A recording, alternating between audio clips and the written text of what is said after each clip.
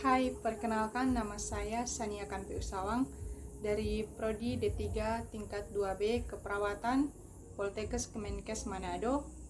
Video ini dibuat untuk memenuhi tugas praktikum dari keperawatan maternitas dengan dosen pengajar Ibu Dr. Andes Getruyuda Banon Hermina Alo, SPD MKes. Video ini bertemakan pencegahan HIV/AIDS pada remaja. Dan teman-teman, jangan kemana-mana ya, simak video selanjutnya. Nah teman-teman, pastinya HIV/AIDS itu tentunya sudah tidak asing lagi bagi telinga kita, karena sudah banyak kedengaran sampai pada saat ini banyak kasus yang masih bermunculan terkait dengan virus HIV/AIDS itu. Nah, apakah HIV/AIDS itu sama atau berbeda? Dan penjelasannya, HIV itu atau Human Immunodeficiency Virus adalah virus yang menyebabkan AIDS atau Acquired Immunodeficiency Syndrome. Virus ini menyerang dan menghancurkan sistem kekebalan tubuh, sel darah putih atau CD4, sehingga tubuh tidak mampu melawan infeksi. Sedangkan AIDS atau Acquired Immunodeficiency Syndrome adalah suatu kumpulan berkurangnya kemampuan pertahanan diri yang disebabkan oleh masuknya virus HIV dalam tubuh seseorang. Adapun juga dikenal sekarang yaitu ODHA atau orang dengan HIV/AIDS adalah orang yang telah terdeteksi oleh virus ini. Dapat disimpulkan keduanya jelas berbeda. Jika HIV/AIDS itu merupakan virus atau penyakitnya, dan AIDS itu merupakan gejala yang dapat ditimbulkan melalui virus HIV/AIDS jika sudah menyerang tubuh seseorang yang berada pada tingkat terakhir atau tingkat yang paling parah. Nah teman-teman, pasti kita bertanya, siapa saja yang dapat mengidap HIV/AIDS ini? Tentunya setiap orang, laki-laki ataupun perempuan, tua maupun muda, dari negara manapun, juga agama manapun juga dapat mengidap HIV dan AIDS ini. HIV/AIDS ini tidak terbatas pada sekelompok orang, jenis kelamin atau jabatan tertentu. Orang yang terinfeksi oleh virus ini tidak dapat mengatasi serbuan infeksi penyakit lain karena sistem kekebalan tubuhnya terus-menerus menurun atau hilangnya daya tahan tubuh sehingga mudah terjangkit penyakit infeksi. Penderita seiring dengan perkembangan HIV-nya yang akan masuk ke dalam stadion AIDS atau di mana sistem imunnya telah mengalami kerusakan yang parah. Ketiga yaitu, apa sih gejala-gejala HIV/AIDS? Yang pertama, seseorang yang terkena virus HIV pada awal infeksi tidak mengalami gejala apapun. Sebagian lagi mengalami gejala mirip flu dalam 1 atau 2 bulan setelah masuknya virus ke dalam tubuh. Dan itu teman-teman tergantung daya tahan tubuh seseorang. Dan ia bisa tetap sehat dalam beberapa waktu kemudian atau beberapa tahun yang akan datang. Selanjutnya, gejala yang lainnya seperti demam, sakit kepala, nyeri otot, ruam, sakit tenggorokan, pembesaran kelenjar getah bening pada leher, nyeri sendi, menggigil, serta sariawan. Teman-teman, bila seseorang yang terinfeksi HIV tidak mendapatkan pengobatan atau ARV, HIV ini bisa berkembang menjadi AIDS atau masuk ke dalam tahap AIDS dalam kurun waktu 7-10 tahun yang akan datang. Nah teman-teman, pada saat AIDS berkembang, sistem kekebalan tubuh telah rusak parah, membuat seseorang rentan terhadap infeksi Gejala AIDS biasanya muncul bila seseorang terinfeksi memiliki CD4 kurang dari 200 sel, sehingga muntah terserang bakteri, virus, jamur, parasit, maupun organisme lainnya. Kondisi ini disebut infeksi opportunistik, yang diantaranya termasuk TB paru, diare kronis, sesak nafas, jamur yang berada di mulut, nyeri saat menelan, serta sakit pada kepala. Nah, selanjutnya teman-teman, yang keempat, bagaimana cara penularan HIV/AIDS? Tentunya berbagai macam penularan yang dapat menyebabkan AIDS ini. Penularannya dapat melalui berbagai macam cara. Di antaranya yang pertama, penularan ibu kepada bayi pada saat masa kehamilannya dan ketika melahirkan, serta saat ia menyusui kepada bayinya. Yang kedua, yaitu melalui hubungan seksual tanpa pengaman atau kondom, yaitu dapat terinfeksi melalui cairan vagina atau sperma dari orang yang terinfeksi HIV/AIDS.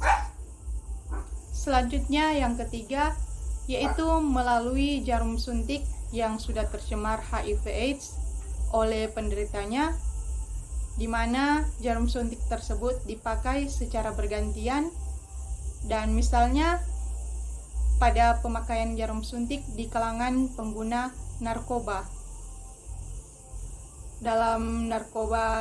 Tentunya dalam narkoba penggunaan jarum suntik yang dipakai secara bergantian dan itu sudah terinfeksi oleh virus HIV.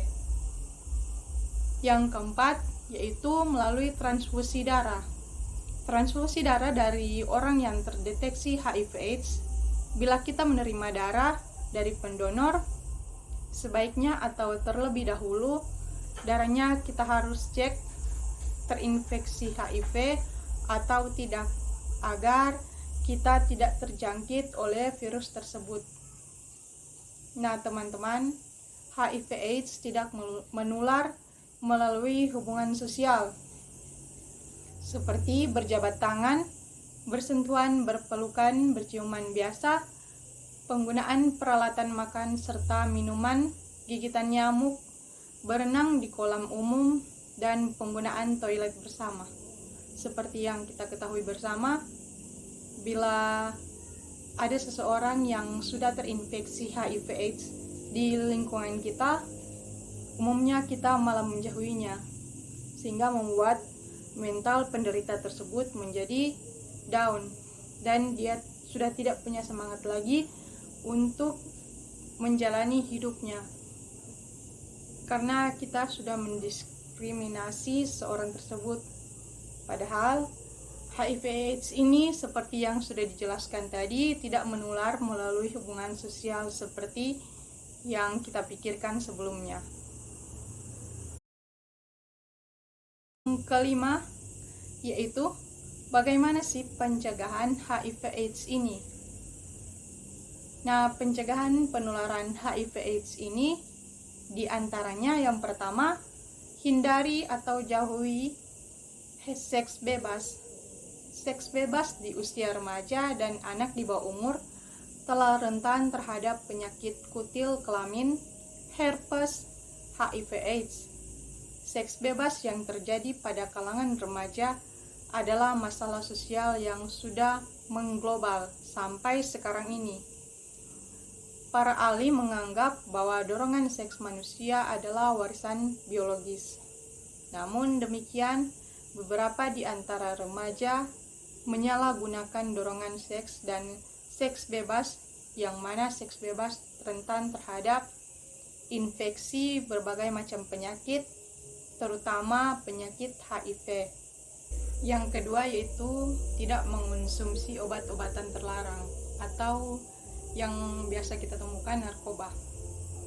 Nah teman-teman, tidak mengonsumsi narkoba, khususnya narkoba melalui jarum suntik, Karena jika suatu jarum dipakai bersama-sama dan di antara pemakai atau pengguna narkoba sudah ada yang terinfeksi HIV, jarum tersebut dapat menjadi media penyalur virus HIV. Selanjutnya yang ketiga yaitu melalui pembuatan tato. Nah teman-teman, sebaiknya jika kita memiliki keinginan untuk membuat tato, lebih baik kita urungkan atau kita cek terlebih dahulu apakah pada saat membuat tato itu kan menggunakan jarum suntik. Jadi kita harus cek kesterilan dari jarum suntik itu, apakah jarum itu dipakai sudah bergilir atau itu masih tersegel dan cuma dipakai untuk satu orang. Nah teman-teman, jarum tato, pisau cukur merupakan alat yang dapat terpapar langsung dengan darah orang yang terinfeksi HIV jika penggunaan alat tersebut dipakai secara bersamaan atau secara bergantian. Nah teman-teman, yang keempat yaitu menjauhi penyimpangan seksual. Nah teman-teman, pertambahan jumlah perilaku LGBT di Indonesia terus-menerus mengalami banyak peningkatan, terkhususnya dari tahun 2009 sampai sekarang ini meningkat sangat pesat, bahkan mencapai 37%, yang juga diikuti dengan peningkatan akses internet pornografi serta penggunaan narkoba. Nah teman-teman, selain faktor biologis, pengaruh lingkungan terdekat, terutama keluarga, teman bermain, kekerasan seks, paparan konten pornografi dan narkoba disinyalir kuat menjadi pemicu praktek LGBT. Apalagi remaja memiliki sifat dengan keingintahuan yang sangat tinggi akan sesuatu, di mana mereka hanya berpikir untuk berani berbuat dan kurang memikirkan apa yang menjadi akibatnya ke depannya nanti. Dan selanjutnya, keluarga juga mempunyai peran yang sangat penting dalam memerangi serta mencegah HIV/AIDS ini. Salah satunya melalui pendidikan seks untuk remaja. Mengajarkan masalah seks pada anak-anak memang tidaklah mudah. Jika salah paham, bisa-bisa seorang remaja malah takut. Bukannya mengerti, malahan mereka menjadi salah paham. Untuk itu, pendidikan seks lebih terfokus bagaimana mereka mengenal dirinya sendiri, terutama mempunyai konsep diri yang positif, dan mengajarkan mereka saat memasuki pubertas seperti berubahnya bentuk tubuh seseorang serta organ vital mereka. Misalnya pada saat menstruasi pada anak perempuan dan mimpi basah pada anak laki-laki.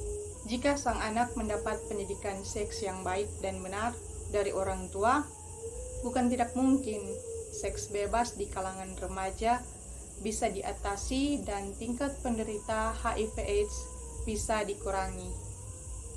Selain itu, pendidikan seks juga diimbangi dengan bimbingan pergaulan yang baik di rumah maupun di luar rumah atau yang berada di lingkungan kita sekitarnya.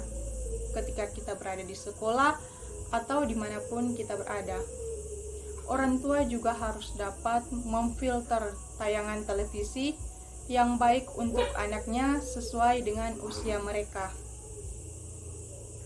Selanjutnya, peran agama dan keluarga pun memiliki peran penting dalam pendekatan masalah HIV/AIDS ini, karena pendidikan agama dinilai memiliki peran strategis untuk membantu serta mencegah HIV/AIDS ini.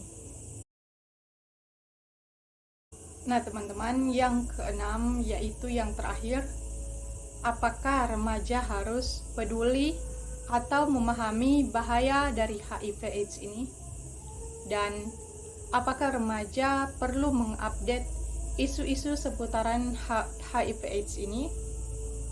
Nah, teman-teman, HIV/AIDS termasuk salah satu masalah yang harus segera ditindaklanjuti agar remaja tidak menjadi korban penderita.